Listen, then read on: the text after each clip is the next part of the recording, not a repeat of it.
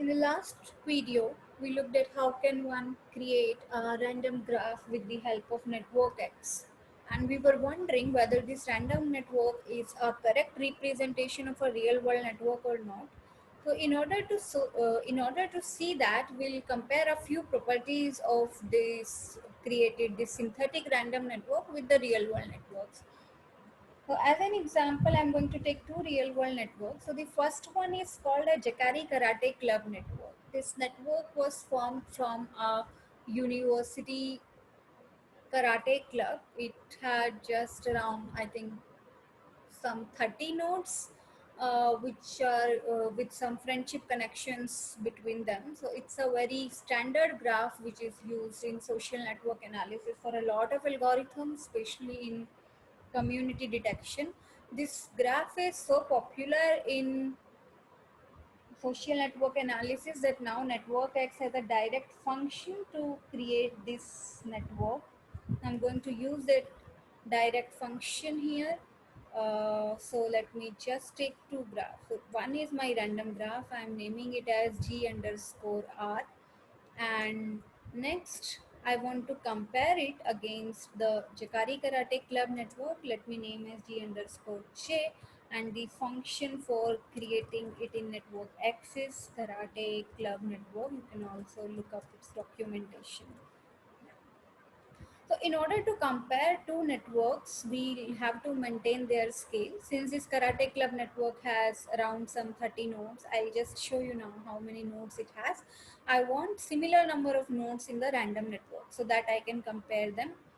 What we'll do is, in order to do that, let's look at how many nodes and edges are in this Chikari Karate Club network so that we can tune our random network accordingly.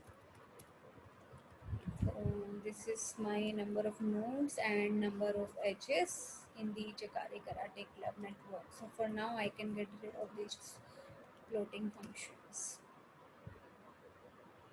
Okay, it shows me an error. It shows an error in this function Karate Club network.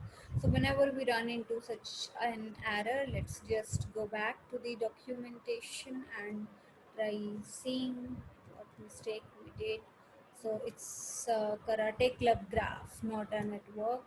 So you should use the term graph here and network. Okay. Um, Okay, I just did a mistake here. So this should be the number of nodes and not the number of edges. So this graph has 34 nodes and 78 edges. So I want a similar random graph which has 34 nodes and 78 edges. But here our parameters were really n and p, which were the number of nodes and the probability. So what we'll do is we'll look at an alternate function for our random networks, which can generate a random network with not n and p but with the n and m, which are the number of nodes and number of edges. We will just have to find the correct function here. Let me just see. Yeah, so here you have the functions for random graphs. Just look at this one here. So this is a GNM random graph. What this GNM random graph does is, given the number of nodes and the number of edges, it creates a random graph, which is, as you can see, the uniformly chosen random graph from the set of all such graphs possible which has n nodes and m edges. So this will do for me. So I'm going to use here a GNM random graph. I want the same number of nodes and edges as in the Karate Club graph. So we had 34 nodes and 78 edges. Okay. So now we have two graphs which has the same number of nodes and same number of edges, and we want to compare them. For which property shall we compare them? We know that the graphs have the same number of nodes and the same number of connections. So what can be different in these two graphs? So the first property we will be looking at, it is called clustering, or it's also known as assortativity. I'm sorry, not assertivity, transitivity.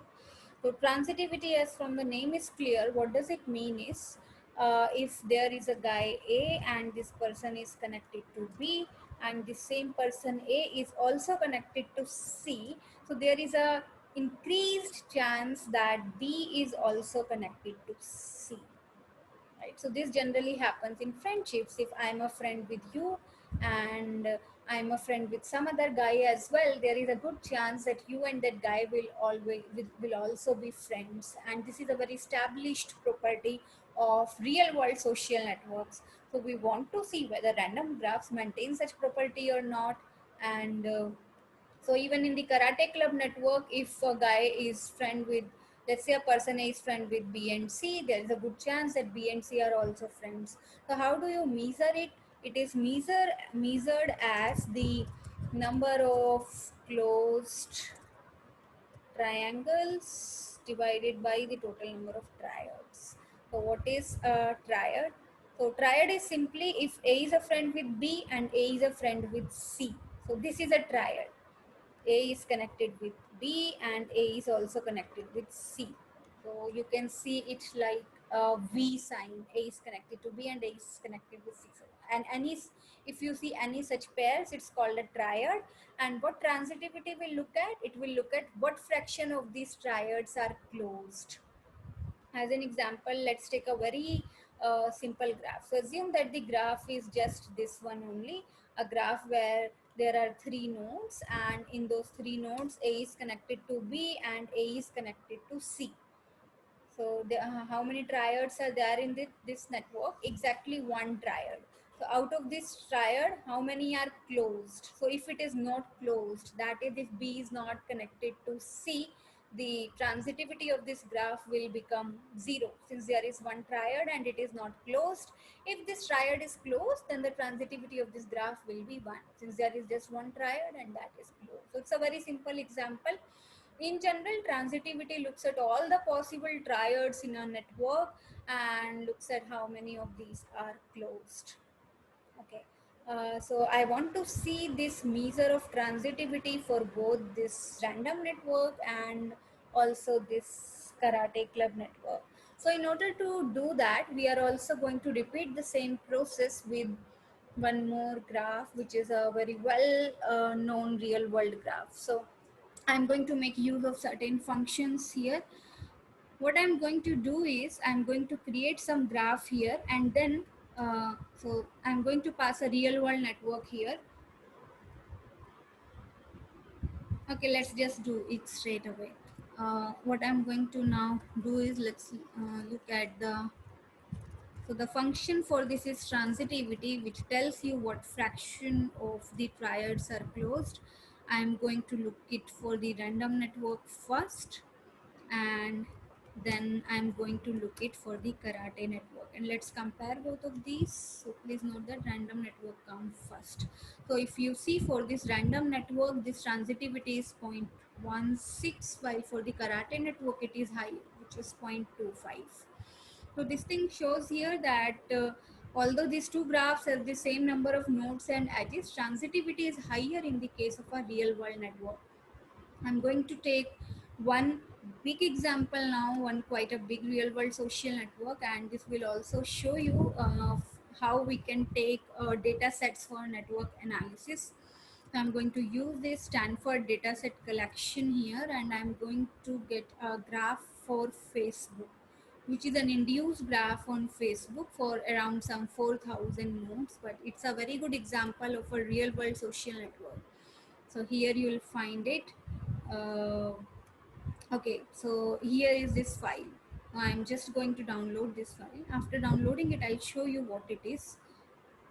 So it is my Facebook graph, and let's just look at it.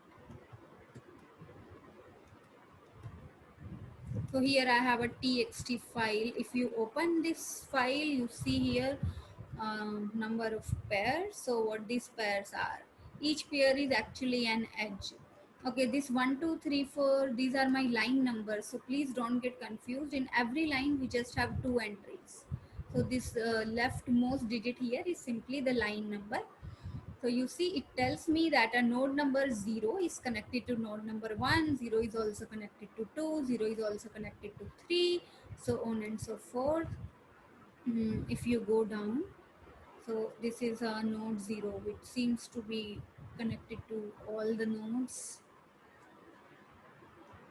Okay, so you see here some more connections. So we have around some 4031 nodes here. So if you see this particular node here is just connected to 3 nodes, this node is connected to 1 node. Okay, so I want to convert this entire data into a graph. So this particular representation of a graph is called an edge list representation. I'm just copying it to my home folder so that I can directly use this file. So this is called an edge list format where all the edges are listed in a txt file. I want to pick up all these edges and make a graph out of it. So I have a direct function for that. I need not do any file handling operations. So I want my Facebook network.